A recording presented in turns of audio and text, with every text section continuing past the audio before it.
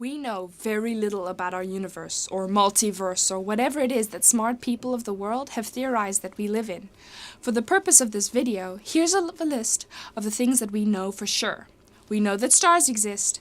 We know that they don't live forever. We know that gravity exists even though we don't completely understand how it works.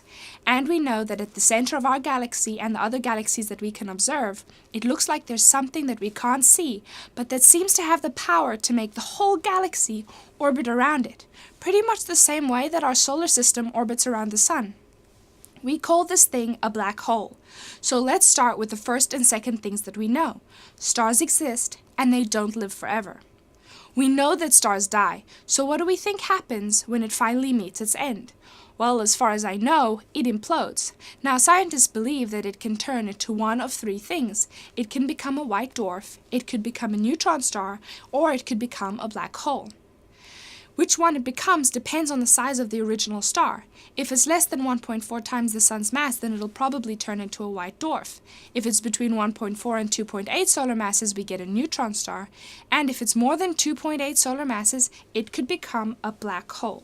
The mechanics of this is another video altogether, but the point is that we think that if a big enough star dies under the right conditions, it can become something with such a ridiculously high gravity that not even light can escape.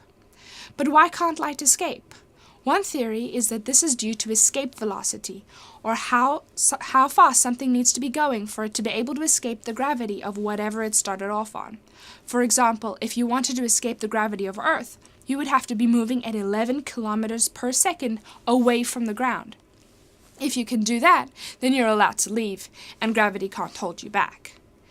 The bigger the star is that dies, the more gravity, and the gravity of a neutron star is half the speed of light. The theory is that if a 2.8 solar mass star dies, the gravity becomes so strong that the escape velocity exceeds the speed of light, meaning that even light can't leave. The surface around a black hole where the escape velocity starts to exceed the speed of light is what we call the event horizon. Though honestly, it's debated whether or not an event horizon, the way we understand it, even exists, but again, totally different video. Part of the black hole that interests us the most isn't how it's made, but what happens if we were to get close to it. Since nobody has ever tried, we aren't sure, but there are plenty of theories to keep science fiction shows busy for a while yet. Let's imagine that you're 100% indestructible and you manage somehow to get close to a black hole. Very close, close enough to be sucked in. As you approach the event horizon, time would go a little crazy. To someone who was watching you from far away, it would seem like you were slowing down. And the closer you got, the slower you would seem to be moving. But if you were to look at them, they would seem to be moving very, very fast. As you hit the event horizon, you would seem to the observer to completely stop moving.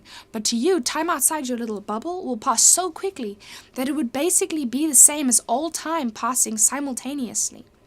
Of course, the observer wouldn't actually even be able to see you, since when you pass the event horizon, light won't be going anywhere either, so you would become invisible to them. Another cool thing that would happen if the black hole in question is a stellar mass black hole, and you happen to be diving into the black hole hands first, is that the gravity pulling on your hands will be so considerably larger than the gravity pulling on your feet, and it'll make things very interesting indeed. Since the gravity pulling on your hands is so strong, it'll actually pull your hands in and leave your feet behind. If you've ever eaten a cheesy pizza hot out of the oven and seen what cheese does when you pull on one end and the other end is still stuck to the rest of the pizza, that's what would happen to you. I've been informed that scientists call this spaghettification. Apparently, this wouldn't happen if the black hole in question were supermassive, because at that point the distance between your hands and your feet is so small in comparison to the size of the black hole that it won't even matter anymore. Wow. Assuming that you survived that, what would happen next? Where would you go? Maybe you would get crushed infinitely tiny and join the rest of matter that black hole consumed at the center, and that would be the end of it.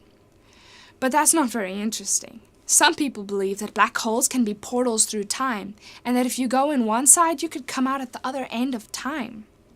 Others think that maybe it's a way to another dimension where time can be perceived differently. My favorite is the theory that if you are that it's a way into other realities. But now nobody knows, which is one of the reasons why it's become so popular with science fiction. Literally anything could happen right now, and there's no way for any individual to prove the theory wrong.